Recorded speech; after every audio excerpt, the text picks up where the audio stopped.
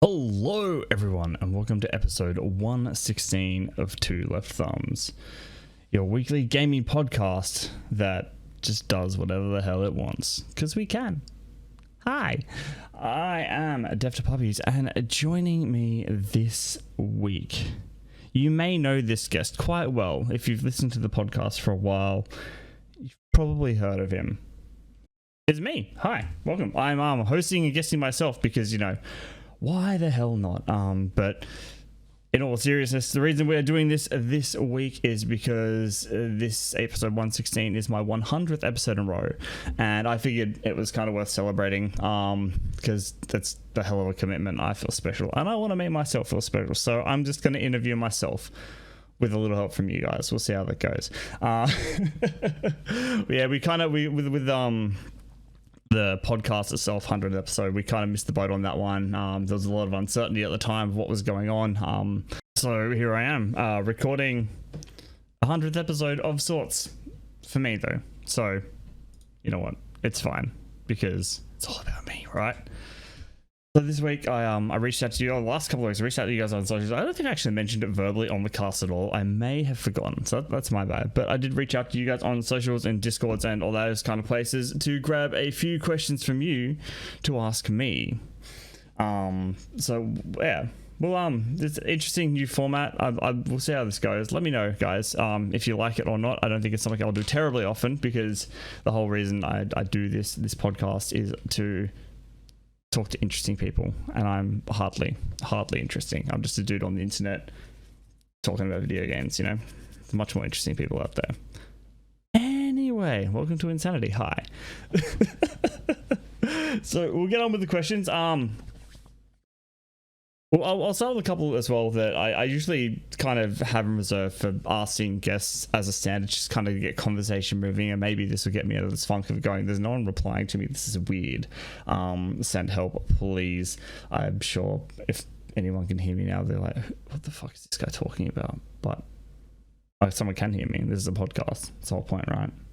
This is great. This is going well so far. Fucking swimmingly. Right, first question off the ranks. How did it all start for you? Video games, life in general. I mean, I was born when a man and a woman love each other very much. You get to tell the rest when you're older.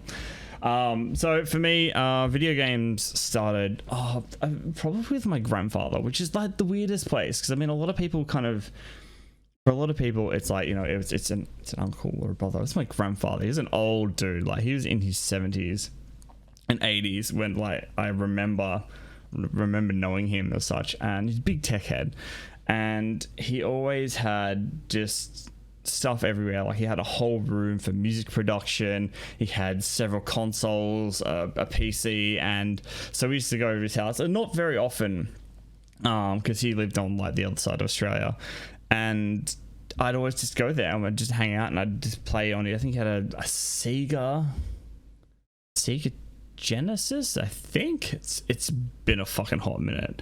And that was the one he was allowed to play. He had a Nintendo 64 as well.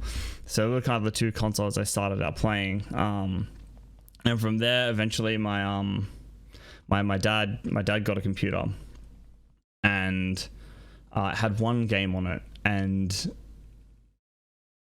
it was Moon Buggy, and it was the most simple game. It was just a side-scrolling little 2D jump the potholes kind of game. Like, there was potholes and a couple of obstacles. It was just basically pressing one button the entire time to jump, and that was it. That was the game. But my neighbor had it, and so we used to compare where we'd get up to, because there was 26 levels A to Z, and that was it. And so we got to this before we failed, and that would be like this little in-house competition. I used to play the thing for hours. I sucked at it. I always used to get my ass kicked. He was also like quite a few years older than me as well, so he had slightly more practiced skills, I guess is the word. I don't know, words are hard, right? Yeah, so that kind of started the obsession of competitiveness for me, which is obviously still here, because I'm clearly very competitive when it comes to video games. That's a lie. From there, my grandfather ended up well, not from there, but my grandfather ended up passing. Not, it was about, I think it was about 8 or 9, and he left us the Nintendo 64. And so I played it to fucking death. We had wonderful games. I think I started with 3. I had like a PGA golf game, which is, it's a golf game. I used to play that a bit. And then we had another Chopper Attack, which is basically like this old.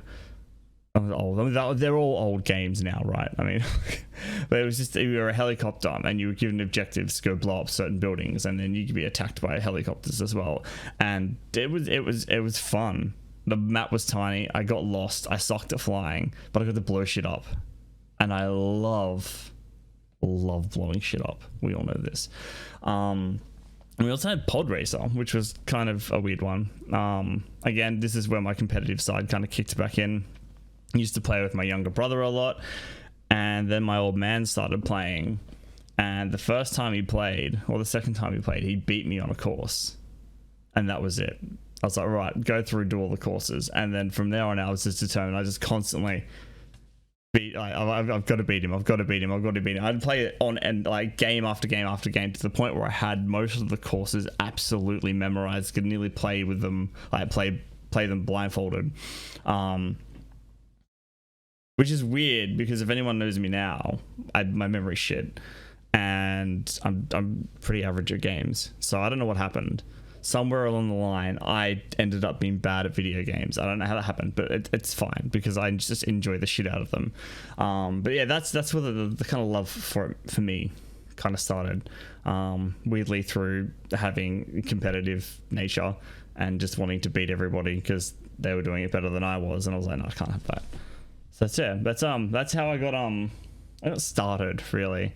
After that, I didn't see video games again for a while. A mate of mine in high school had Halo on Xbox, and I think he had GoldenEye. Yeah, GoldenEye was the 64 one. I think we started playing that before Halo, obviously, because that's how they were released.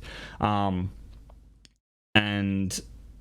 from there, multiplayer, you played it with friends. It was LAN parties and that kind of jazz. I started getting into single players through, again, I always played the Halo games. I love their solo campaigns. After that, it was kind of playing like Alan Wake, Assassin's Creed, really kind of opening up my love for open world adventure games. Hello, words are great.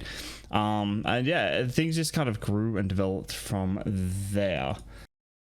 On to the next question. What is it like? What's a day in the life of Puppiez like? Short answer: long, tiring, kind of boring. The longer answer, I'm a busy dude. I like to keep it busy, sometimes to my own detriment. So I normally wake up about 7:30 in the morning. Get up, get the kids ready for school, ship them off to school, walk them off the plank. I don't know, walk them off to school. It's basically the same thing, right? Come home, get changed, get showered, get ready for work, travel in for about half an hour to get to my job. For those who don't know by now, I mean, you should, if you've known me long enough. I work as a chef full time, so I do a 12-hour day. I get maybe like a half-hour break. In that time, I'm doing one of a few things. I'm either doom scrolling Twitter, I'm looking at Instagram at tattoos that I want and will never be able to afford to get, organizing stuff for the podcast, messaging guests, looking shit up, all that kind of jazz, doing my regular amount of stalking that I need to do, or just staring into the void, because sometimes you just at that level of tired, just like you look down and your break's gone and you're like, oh, guess it's back to work I go. So yeah, I normally work till about 10:30 at night. which is then followed by the obligatory train ride home, which is usually about 45 minutes because, you know, public transport is great and doesn't leave when you want it to. So I'm usually stuck at train stations for a while. Normally home by about 11-ish. I walk home from the train station, all that jazz. I come home, eat dinner, shower, all that fun shit. And then by then it's about midnight and I'm just like, eh. So I'll play some video games or watch some TV and until about 2 in the morning. Then I'll like go to bed, wake up, do it all again. It's super fun. Days off are a little bit different. I still have to get the kids up because my days off fall on school days, which sucks. But you know, it's fine. Go to the gym after taking this kids to school. Go to the gym, go to groceries and mow the lawn, and because Queensland's great, you have to mow your lawn every fucking 4.5 seconds, otherwise you're living in a jungle. Especially during summer, it's the worst because it's always wet and everything's growing and it's always raining on my days off. You can't get anything done. So right now I'm just bitching about lawn care. This is where we are. This is what your 30s look like, guys.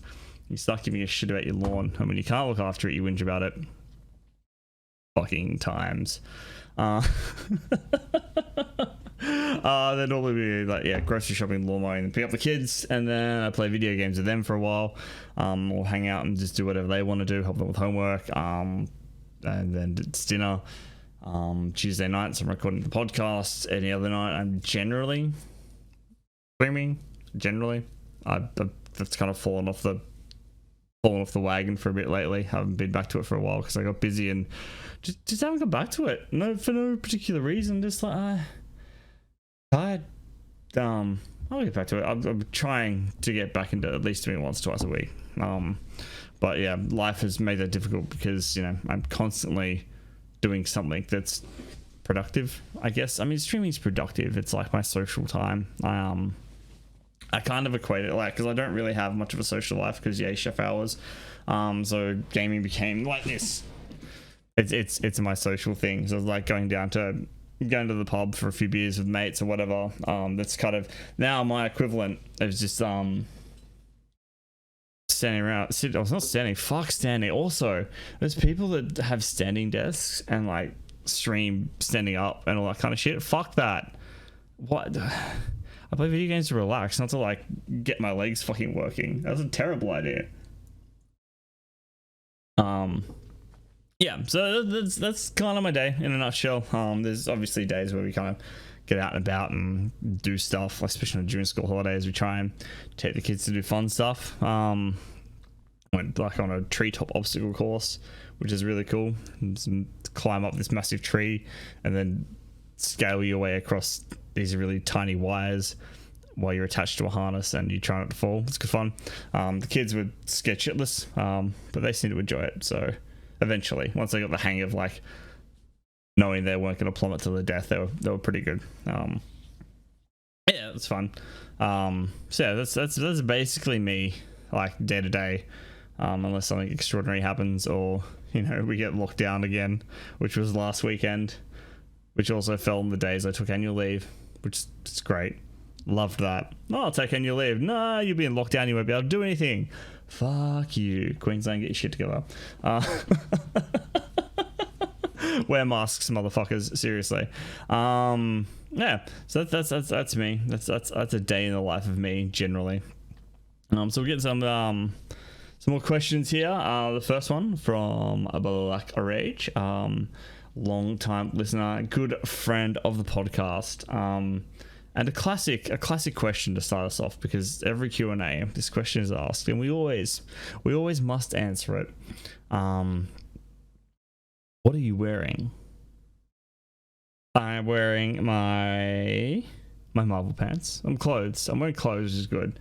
I was gonna come up with a smart ass reply about you should just go watch the YouTube channel and it'll be there, but I don't think I'm gonna upload the video of this because recording it's been a nightmare. You may see it on my Twitter. I recorded 40 minutes of this podcast. My audio crapped out after the first 5, and so I'm now in the current process of re-recording everything again, which is it's fine. I didn't quit. I didn't go get myself an adult alcoholic beverage and drink it, which I'm still finishing now. Don't forget to hydrate. and don't drink away your problem. That's probably also a good lesson from that.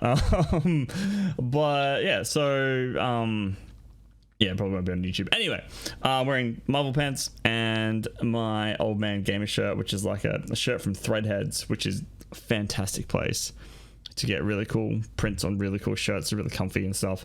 It's a SNES controller with like an old man hat and a walking stick with the tennis balls on the base and like the old like tartan trolley bag being towed behind him. He's all wrinkled and crashed over and stuff. It's a fucking cool shirt. It's on my Instagram somewhere. I fucking love it. Wifey got it for me a few weeks ago. My new favorite shirt. I've been wearing it a lot. It's great. Second question from Black Rage. Can I have your t-shirt? No. Go buy it at Threadheads. You can get one there. It's not, I haven't been wearing it, but you can get one like it, I guess. It's not my shirt, but you can get one like it and they're cool. Yeah. Shout out to Threadheads. Sponsor me. I want more of your shirts. Her next question, this is a three-parter, this one. We're starting off with a chunky boy. If you could choose any game character to represent you, who/what would it be and why? The answer to this one is much like this original question, is multi-parted, because there's a couple of people. So the first one is Doom Guy, because Doom Guy just doesn't give a shit, just wants to murder stuff. I don't care about the story, just murder things. I think, yeah, I get like that a lot, especially through shooter games. I'm just like, just let me murder things. I don't care about the story anymore. Everything must die, which is funny because I was just talking about how much I love the Halo stories. Yeah, I mean, I think it was a really interesting mechanic. Interesting story point where Doom Guy is a guy that doesn't give a shit about what's going on. He's just pointing me in the direction of things I need to kill. And as a player, I have very much the same mindset. I was like, all right, point me in the direction of murder and a murdering. We shall go. Story is irrelevant, only death and explosions. Explosions are important because they're fun. The other character, video game character, Nathan Drake. We have a lot of similar-ish personality traits. Both talk too much and use humor as a deflecting tool when we're upset. Also, I mean, I don't give a shit about history, so I guess it's like Nathan Drake that doesn't give a shit about history. So if you didn't, yeah, I guess we're kind of similar ish. So I think that's where I go. I mean, we're both fucking good looking. Hi, hello, have you seen this face? This is fucking terrible. And yeah, so I don't know, we have a lot of personality traits. But yeah, if I wear the right stuff, we could kind of almost look similar, I guess. But yeah, I think I played the Uncharted games recently-ish, like last year, and I don't know. I'm like, I get this, dude. It's fine. We have the same kind of vibe. I think.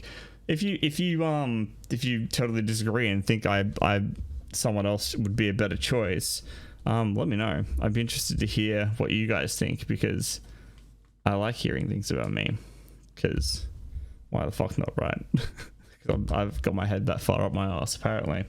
So yeah, if you guys have a different answer to that, again, with all these questions, so you guys have other answers or answers you'd like to tell me, I mean, I reach out on Twitter, wherever, Discord, DMs, email. We have an email that no one uses.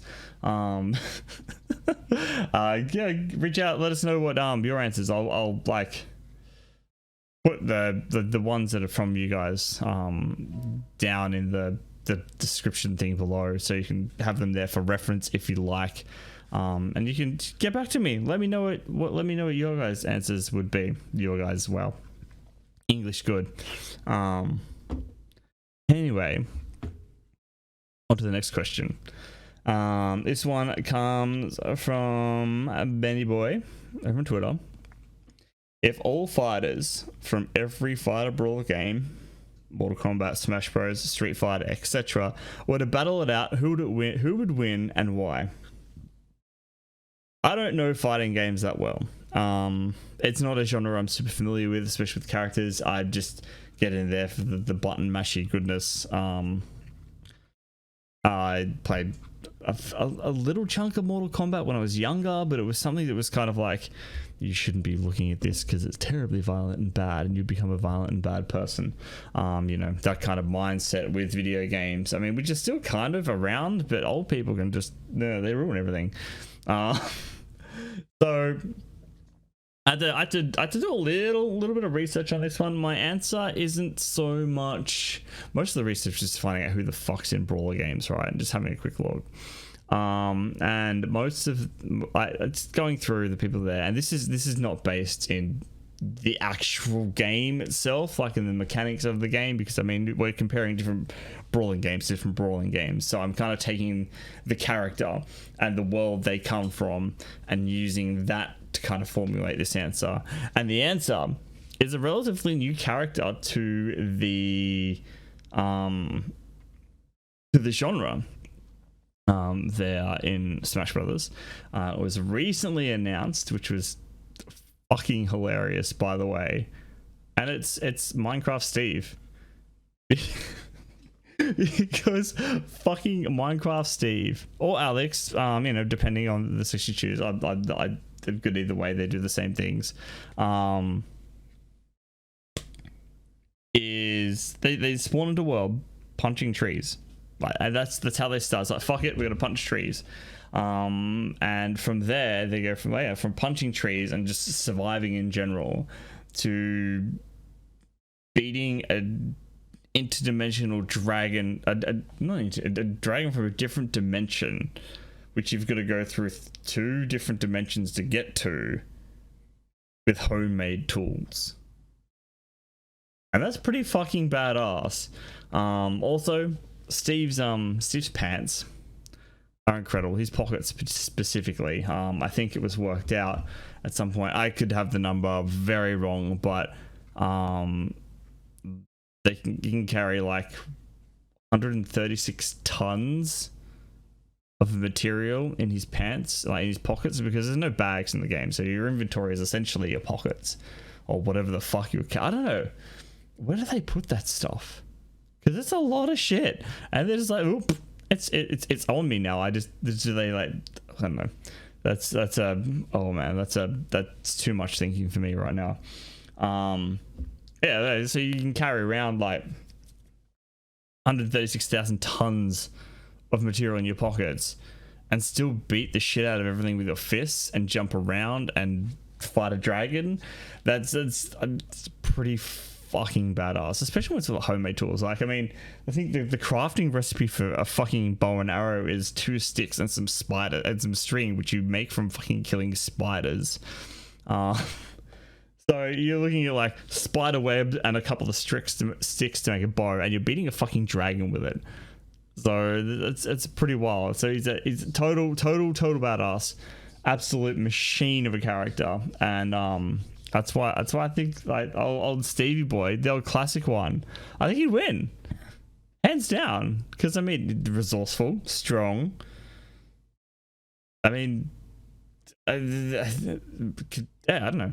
That's my answer. I don't know if that'll satisfy your needs, but that's where I'm going with it, because why not go for weird? And I don't know fighting games well, and also Minecraft is cool. I like Minecraft. It's great. Next question, also from Benny. He gave me 2. Legend, absolute legend. Love your face. What's been a game that you've loved that the critics hated? I have two answers for this. One of them you guys will probably know. Another one you probably won't. So we'll go with the one you guys know first. That's Anthem. I fucking love that game. I just loved it to the point where there was nothing to do, and I was really sad about it. I'm still really angry at it, because it had so much potential, and I did genuinely enjoy myself up until the point where I kind of ran out of stuff, content to do. Like, you know, I'd run the harder missions for a few times. Once you kind of got everything, and it was just, I don't know, it just didn't go any further for me. But I did. I genuinely loved the game. It's a shame that they BioWare couldn't follow through with it. Because I think it had some good potential, and critics didn't. Then it didn't. I mean, obviously it didn't go well because they've now just recently shut any hope of Anthem going any further down. Was it a couple of weeks ago? And they announced that they were going to do some big Anthem 2.0. That's not going ahead now because clearly they were not doing well in that department. So yeah, Anthem's the first one. Loved it. A lot of people didn't like it, obviously. The other one is The Amazing Spider-Man, which was the one from the Amazing Spider-Man movies. So it had like an Andrew Garfield-esque lookalike kind of character. This game was I fucking love this game because it was the best Spider-Man game we had at the time, and like slinging through the city felt pretty decent. Some of the boss fights were pretty interesting. They had some pretty cool mechanics. It didn't do well.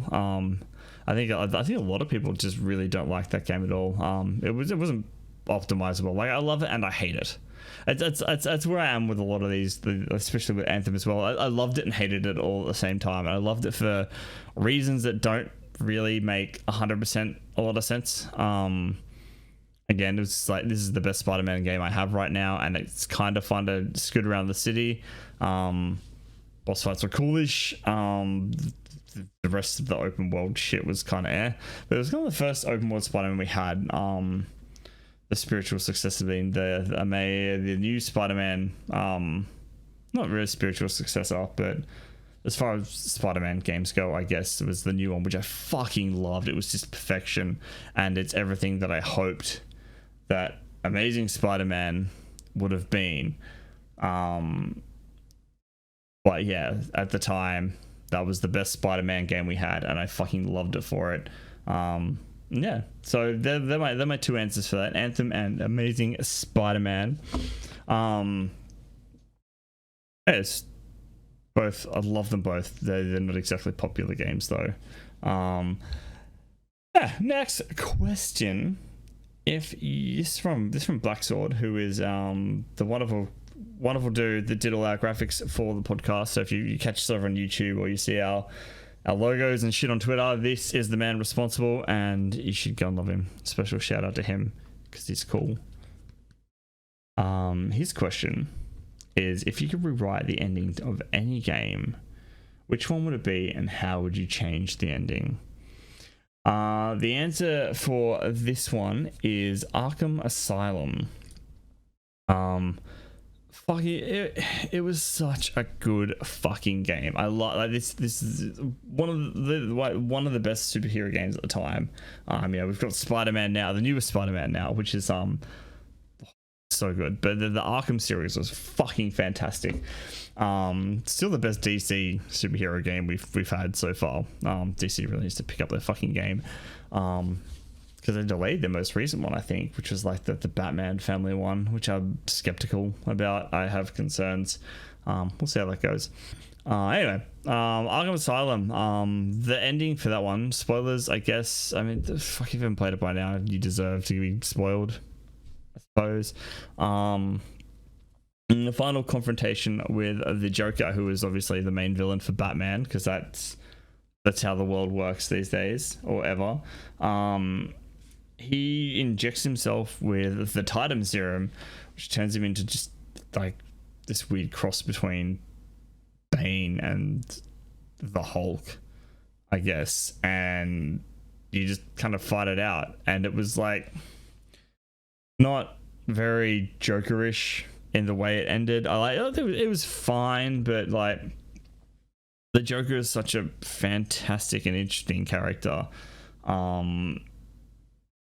Who has always been someone that's relied not on brute strength, but kind of tactics and manipulation to kind of do what he does, and you know, a large part of insanity.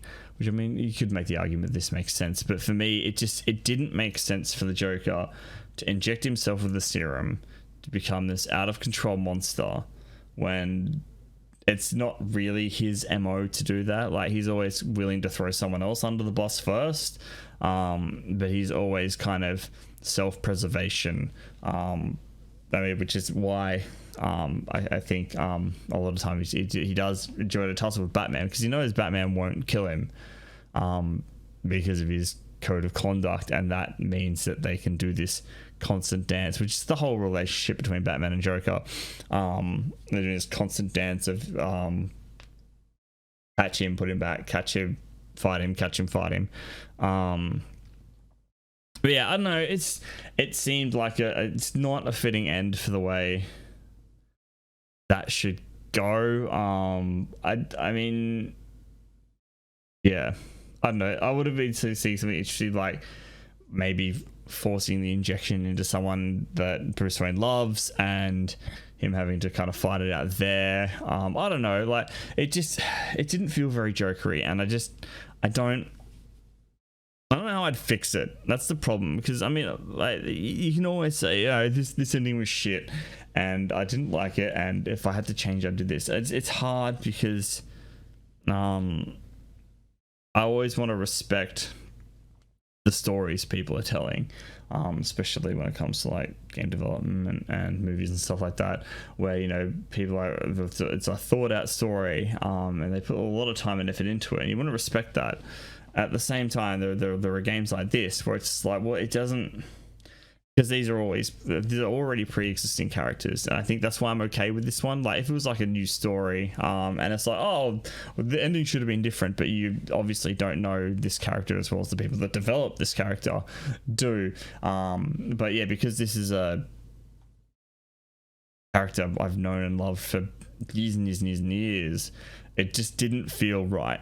And I feel like that's the only reason I can say anything about it, is because it just didn't seem like a very Joker thing to do. So yeah, I could totally see him throwing someone else under the bus, or it being some kind of trick and he'd made a lookalike, which is actually a very Joker thing to do, and he escapes and GTFOs. But yeah, I think that's my answer. It's kind of uncertain again. I don't feel right coming up with new endings when I didn't write the story myself, but with something that I've kind of known and loved for a very long time, I feel like that is probably the best I can do. Another one I didn't like the ending of, mostly because it was a gameplay thing. Actually, I hate games that do this in general. Is when you have a big boss throughout the game and it's lead up to this massive boss fight at the end, and the massive boss fight is like a 4-button quick time event. It makes me sad, because, you know, you lead up to this massive battle and it's press 4 buttons. It's press X to win, you know, and I feel like it robs the experience of like the entire story, because like, not so much in the story itself, but as someone playing the character, is I just hit these 4 buttons and this cutscene plays out. Something a little like, that's the base. It doesn't even have to be hard, just like a basic fight. Although again, that can get grueling. But yeah, the quick time events to end fights with major villains in the story to conclude the game, I don't know, it makes me feel like I've been robbed. I think one was Shadow of Mordor was one, where yeah, it was just essentially a quick time event to win. And he's like, okay, whatever. But yeah, that's where I'm at with that, and I hope that answers your question. Again, guys, if you have different answers, let me know, wherever you wish to, Twitter, email, Instagram, Discord, whatever. Let me know how you would answer these questions, and if you do better than me, or you can just openly mock me for answering them terribly. Either way you want to go. Our next question is from a Whistle. his question is, do you think dogs see police dogs and think, oh shit, it's the cops? Now, there's a lot missing from this. Like, there's so much context missing from this. Like, do the dogs have some society we don't know about? Because I mean, I don't see dogs arresting other dogs ever, right?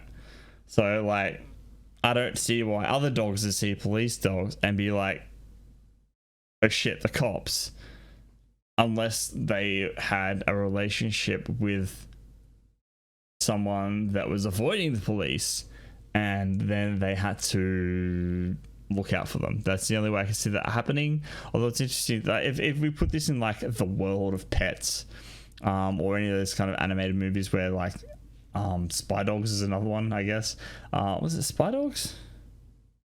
Spy dog cat movie thing where there's this whole other society going on and animals talk to each other, and they all have these roles and shit. I mean, maybe then, sure, but yeah, in general life, probably not. There's like, oh cool, another dog. I don't think they'd see roles, but I'm just trying to, a dog arresting another dog is the image in my head right now. I don't think I've seen it happen. I mean, it could happen somewhere in the world. The world's a big place. But I don't think so. But in a different universe, maybe, yeah. Cops were actually dogs, and cops did wrong things, and other dogs chased them down for it. Maybe, sure. Real good question. Just throw the spanner in the works there. I love that. Thank you, Whistle. Our next question is from Static, OG podcast host and a good friend of mine. His question: if you had a beautiful body, would you hold? If I said you had a beautiful body, would you hold it against me? I'm real good at reading. So this is yeah, but nah. So, I would hold it against you because I had a beautiful body. But if you said I had a beautiful body, I wouldn't hold that against you, not at all. I'll take a compliment, sure. I mean, I'll take a compliment very difficultly, but I'll take it. And then I would hold it against you tightly, very tightly. Next question comes from Small Titan, Molly, who we had on the podcast a few episodes ago. Absolute legend. You should go back and listen to that one if you haven't already. If you've skipped through to this one, or you're a new listener, I don't know how me talking to myself would bring in any new listeners, but if it does, go listen to that episode with Small Titan. It was fantastic. She's a top chick. I love her. She's great. Her question is, what got you into Destiny initially? And tell me a story about your first friends or a memorable experience from your early Destiny years. Oh boy. So Destiny for me, I was there from the start.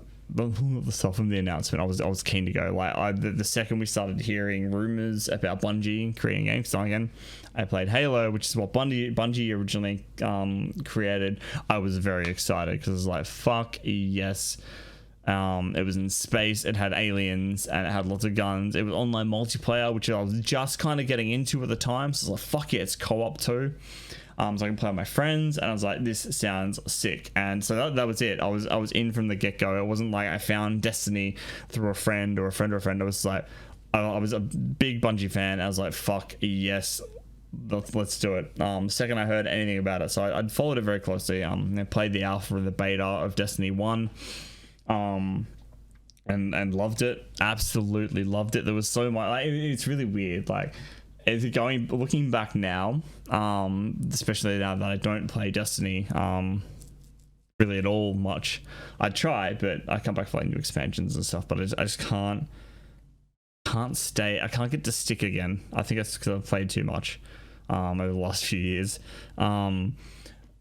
But those first moments of kind of exploring, like going to places where you were like clearly underleveled. Like there was one place, I think it was in like some hive caves in the Cosmodrome, which is all we had in the beta anyway. It was the Cosmodrome, and it was the there's like a strike that goes through there, and if you keep going past the room where the strike kind of turns off, there was tunnel that led out to where eventually where the fallen saber strike starts. And you go out there and there's this big scary hive, like this whole cave of just fucking big scary hive that are like red barred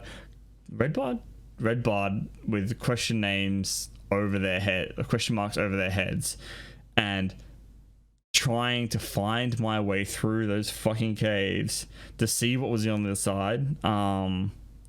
I spent hours doing it. It was great, and this was just the fucking beta. I was like, this is cool. If the rest of the game is like this, I am fucking set. It wasn't entirely, but yeah, it was. I still, yeah, I really loved it. And so yeah, I played the beta and I was hooked. I was hooked before the announcement. I went on the announcement. This is back when I could get excited about video games. Not so much now when I've been burnt way too many times and I'm just this fucking cynic that's like, is this actually going to be good? And then I get it and I'm like, is this actually good, or am I just pretending it's good because I paid money for the game? Terrible. But yeah, so that's how I kind of got into it. And then I was playing a lot with friends from work. My old Call of Duty clan. We used to play a bit together because it's kind of something we all got into as well, because they all used to play Halo as well.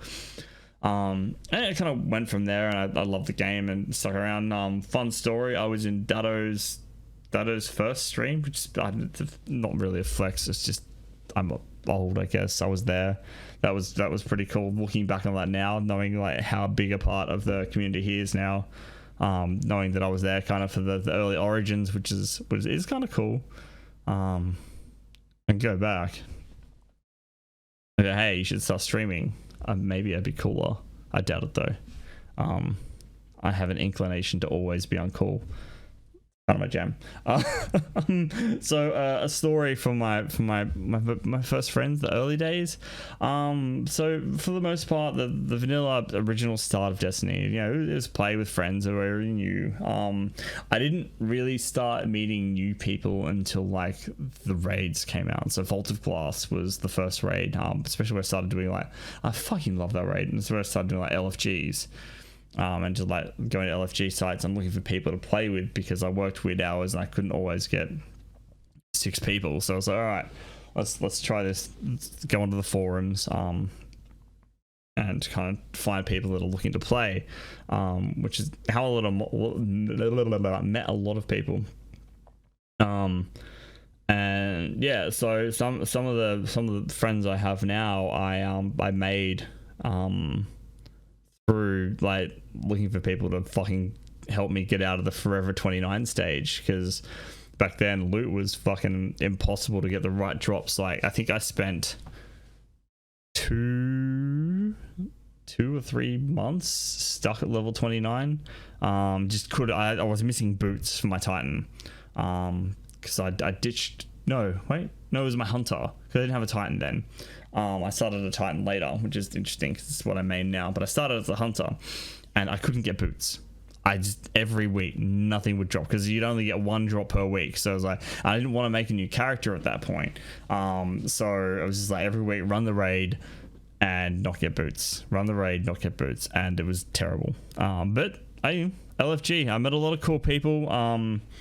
One friend of mine, I ended up we ended up playing nearly every day together for a very long time. Ended up going to his wedding. That was really cool. Kind of got to like watch him, like he was like, when I met him he was single. I was there kind of when he met he just started dating his then girlfriend. They ended up getting married. They've now had 2 kids, which is really cool, because I'm like, I wouldn't have seen any of that if it wasn't for this fucking game, which is cool. There's lots of people, like a lot of the guys, like I think I spoke about this a few times now. Met a lot of people like Static and Winky through the Destiny Down Under podcast, which is awesome. And those guys are really close friends, that I still talk to today, which is great. I met them through there. There's such a good community with it. Oh, there was. It's a bit not terrible. It's in a lot of turmoil. at the moment. It's kind of ups and downs, and then every second week there's something else that people are angry about. It's kind of this weird thing, but the core community is still really cool, and there's lots of awesome people out there to meet. As far as the memories go, there are lots. I've played maybe like, I think it was about 4,000 to 5,000 hours worth of Destiny 1 alone. Destiny 2 a lot less. I think it was only about 700 hours ish. I'd have to double check that on time wasted. It's been a minute since I looked at it, but yeah, lots and lots of memories. But I think those early days with LFG groups were always wild. There was one with people I'd kind of just met. We'd done one raid before, and we're doing Atheon, and we got to the final boss room, and I don't even know how this happened. It was like 2 a.m, and next thing I know, there are all 6 of us singing Bohemian Rhapsody on loop while we fight Atheon, and it was just the most bizarre thing, because it wasn't like, all right, we're gonna do this thing. It just kind of fucking happened. I think it started with someone saying they killed a man or something, and it just went from there, you know. It's like, and it was the funniest fucking thing. But it was just really cool because it happened and it was fun. I think the loot I got from it was shit too, but yeah, the whole experience just fucking just blowing Atheon up and fucking traveling through portals, and we're all just like belting out Bohemian Rhapsody at the top of our voice at like 2-3 in the morning. It was fucking fantastic. I loved it. So it's probably one of the ones that sticks out the most. I don't know why. Is weird. I mean, I love Queen like too, so I mean maybe that's the whole thing. But yeah, it was really fun. A lot of those people I played with for quite a while. I still keep in touch with them now. But yeah, it was pretty fucking funny. Yeah, they're my kind of stories. Like I said, Destiny's spawned a lot of stories for me, because that is how I've met most of the people that I know now. And with Destiny and Anthem as well, that got me into streaming originally. I have basically, Destiny gave me the idea of streaming, because that's how I kind of found Twitch too, when they were doing like the raid alongs and stuff.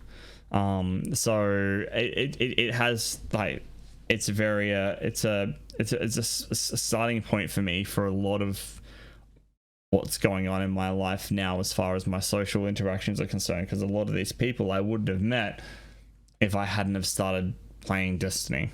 If I'd ignored it and just not decided to become not pursue playing games, they could have had very, very different friendship circles and a very different life.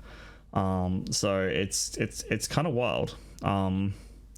And as much as I don't love Destiny as much at the moment, I will always be grateful for everything that's come from that game. Lots of good memories and lots of really good friends. Good times, you know, lots of good times. Like there are countless amounts of time. I think a lot of them are like raids. Raids are always the fun ones where things get weird, because you're just doing the same thing over and over and over again for hours, and failing, and then insanity happens, and that's where I think where some of the best moments of this game kind of come out, is when that's happening. But yeah, that's I think that's the best I can answer that question without rambling again too much. We shall move on to the next question. It's the final one I've got, and it is how's the podcast going? How are things, and what's the plan? Podcast is going good. We changed tack a while back, coming back from a very long break after Gray left, and wasn't sure he was coming back, and we had like a kind of deciding what I was going to do with it, and just kind of sat on it, and I couldn't figure out where to go, because I was kind of waiting hear from Gray. But we're back now doing this new format, which I've been really enjoying. I think with the previous format, the new style that we were doing, I was starting to get, again, I've said before, I'm starting to get really cynical of the games industry. I've seen like a lot of shit, especially like covering news weekly. You kind of start to see a lot of the same shit happening from different companies. Like there are stories that you just replace the company name and no one would know the difference because you kind of expect it. Thanks EA for ruining everything. You're all pricks. But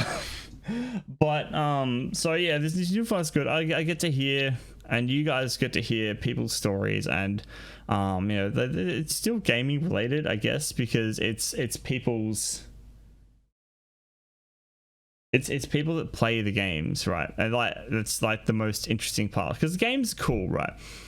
But like interactions with like Destiny and stuff, it's the people that play the games that make the game special, especially when it comes to like a multiplayer experience, or the people that make the games. I need to get more indie devs on.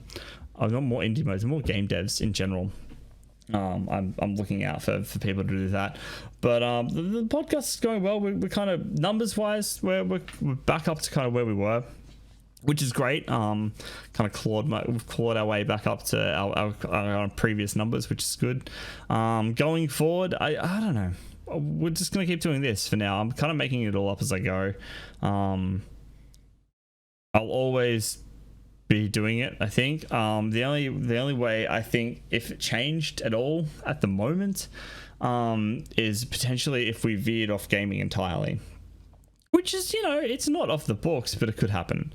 At that point, I don't know, maybe I'd start something new project, maybe, because I know it'd be easier to start fresh as a newer podcast that isn't gaming. But that's something I've thought about but I don't think I'm giving it too much thought at the moment. There's still plenty of people in the world of gaming that I have yet to chat to, and the stories are yet to experience. So we'll see how it goes. But for now, yeah, we'll still be doing weekly, still be doing guests and stuff. Learning people's stories. I'm gonna have a few returns on shortly, I think, just to mix it up a bit. Like I think Winky Bags episode 117, I'm assuming because of the Halo connection with that episode. I should have to reach out to him next week and say, hey, he's still good to do that.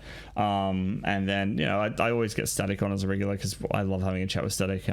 He's a good bloke and good friend. We like catching up. I need to get Z back on eventually, see what she's been up to, because I know she's see how her couch gaming experience is going. I know she's been doing a little bit, but I'd like to see when she goes back. And maybe Steve, because that guy just has so many fucking stories to tell, and I need to hear more of them. I mean, the last episode with him was like 2.5 hours or some shit long. It was wild, and yeah, I don't know. I'd love to. He was not done. I think we ended up talking for like an hour or so after the podcast, and it was fucking fantastic. So I need to get him back on at some point too. So yeah, there's probably going to be some return guests. I'll probably rotate them in and out. I'm always on the lookout for new people to have on. So if you guys know anyone, or you think someone would be cool in the cast, you want to hear their story, or just want to see them on the podcast or whatever, or you want to see me talk to them, or all that kind of shit, let me know. I'm always open to suggestions, because finding people to come on the cast is half the battle. The rest of it's just talking shit, which is always great fun.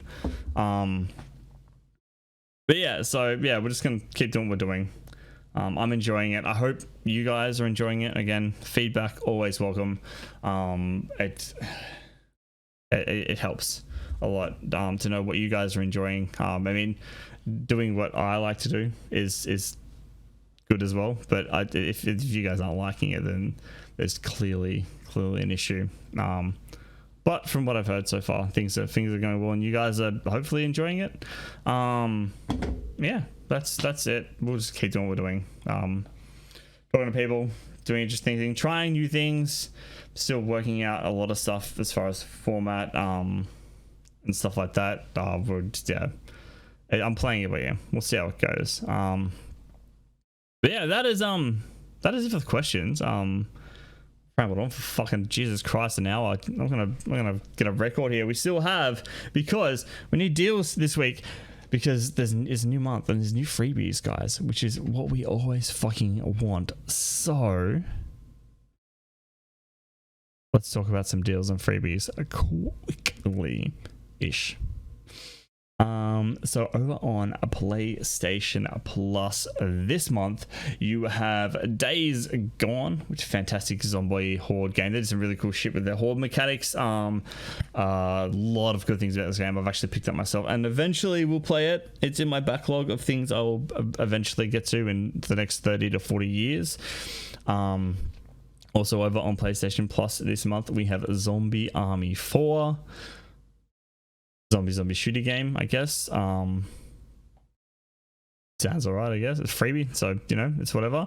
Over on the PlayStation 5 this week, we have Oddworld Soulstorm on the PS4, which is a new game, which is good to see. You love to see a new game on there.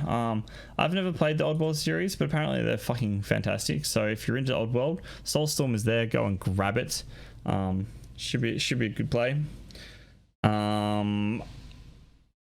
Over on, you know what I forgot to do? We forgot to get PlayStation deals this week.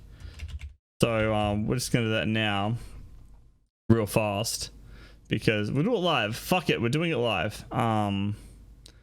Also, can we just talk about how fucking weird the PlayStation store is, and how much of a pain of ass it is to get anywhere? Let's see deals. Where are we here? Perfect. Come on, load. What is this? 1984? Hurry up. Oh, look at that. Last of Us Part 2 is on sale for 57% off. It's $42.97, down from $100. I've heard good and bad things about the game. Might be worth getting. It's half price. Over half price, nearly 60% off. So that might be worth grabbing if you haven't played the second one yet. The first one, I enjoyed the story. Mechanics were there was still like very much Uncharted 2 style mechanics. Naughty Dog hadn't really upgraded much. But all in all, a pretty decent game. Love the story. I've heard this story is a little divisive. Some people love it, some people hate it. But yeah, sometimes that just makes a good game, I guess. So if you haven't played it, good chance to go grab it on the PlayStation Store. Over on Xbox this week, our Game Pass pick of the week is Narita Boy, which has been getting a bit of positive buzz lately. It looks really interesting. It's like an 80s styled retro game, and it looks fucking sick. I know the guys over at Coffee Controls and Coffee, hi, Direct and Cat, have both been playing it and have had nothing but fucking amazing praise for it. I think Direct also did a written review on it through the website that he works for as a writer, or writes for rather. So definitely worth checking out. It's on Game Pass, so why the fuck not? It's there. May as well. Games with gold this week, we have Vikings Wolves of Midgard. No idea what this game's about. Midgard Wolves and Vikings, I guess. I didn't even remember to look up what it was. I was going to, and then I forgot because I got distracted by the next game. The next game on Games with Gold this week is a Vicious Attack Llama Apocalypse. I've seen an ad for this game a very long time ago, and I totally forgot about it. I just saw Llama Apocalypse, and so I was sold. This is great. So the synopsis for this game is amazing too. A frantic top-down shooter where you remotely pilot an endless supply of mechs from your ocean carrier offshore of the apocalypse, fighting through llama hordes to take down the Llamanati. How can you not want to fucking play this game? It's a twin stick shooter. You have endless supplies of robots to shoot fucking aggro llamas with. I love it. I'm getting this game immediately. And also forgetting to download it, because that's totally my MO. Our final games with gold this week is a Dark Void, which is like a third person shooter game. It's from Xbox 360, so it's old as shit. Action adventure, third person. It's got racing and flying as a description, which is interesting. So I'm assuming this kind of aerial racing, but the images look like there's a lot of third person shooting going on, not so much cover action, but just third person shooting in general. It looks interesting. Might be a fun one to kick back and play one day. Deals with gold this week is Close to the Sun for 1872. It's a first-person horror adventure. Journalist Rose Archer steps aboard the Helios in search of her sister Ada. She quickly discovers not is all as it seems. Grand halls stand empty. The stench of rotting flesh lingers in the air. Silence. A single word is painted across the entrance. Quarantine. First-person explory action horror, first-person horror game. You're into them, might be worth looking at. Over on the Switch this week, God, I'm professional. I haven't looked it up either, but the Switch one's easy. Oh, over on Switch this week, there is a Doom sale. So that's it. You're done. You've got games like Doom Eternal for $30. Doom 3 for $5, Doom 64 for $3. You also get all these on Game Pass too. But if you want them on the Switch, you can do that. It's like a Bethesda deal, because there is also Skyrim, because we all need more Skyrim in our life. Wolfenstein 2, Wolfenstein Youngblood, which I've heard is pretty that. But you know, I think it's like $15 for that. So yeah, there's some Bethesda games on there. Go and get them, because Doom is fucking fantastic. What else we got there? Doom 2. Original Doom from 1993, which is like $3, so fuck yeah, go get that. So yeah, Doom and Skyrim over on the Switch this week. Go and get them.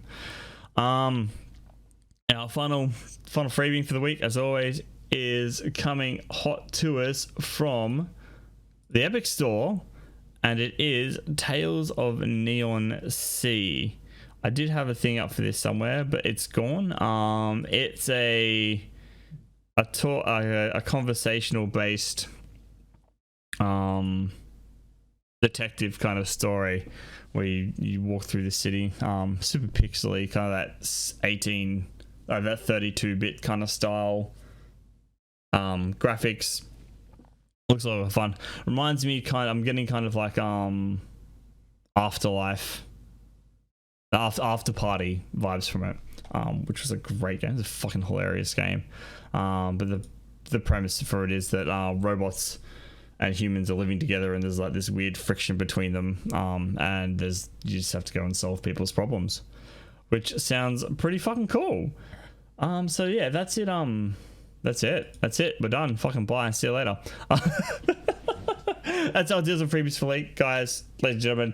Thank you so much for, if you're still here, listening to me ramble the fuck on for like an hour about me. I hope you enjoyed it. I hope you the answers that I gave for the questions were satisfactory. And if you disagree, or you have different answers, come at me on Twitter. Let's go. But yeah, if you have different answers, I'll leave them in the description below. Whatever, you can get back to me if you wish to. Next week we'll be back to normal. We will have a guest on.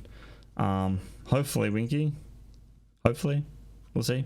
But yeah, we'll be doing that. If you would like to keep in touch with the podcast, you should know where it is by now if you've been here for a while. But if you're new, on Twitter at LeftPod, and over on Instagram at 2LeftThumbsPodcast. You can also find us over on YouTube, where normally the videos will be released. This one probably not, because it's been a mess to edit, because life is difficult and audio can just go and die somewhere fucking terribly. Well, yeah, thank you for listening. If you want to get the cast plays there, I'm Deft Puppies. You can find me on Twitch and Twitter at Deft_Puppies, if you wish. If not, I'm here with the podcast, so you can get me either way, I guess. Yeah, that's it. Thank you for listening. You guys have a fantastic week. And I will talk at you next time. Bye.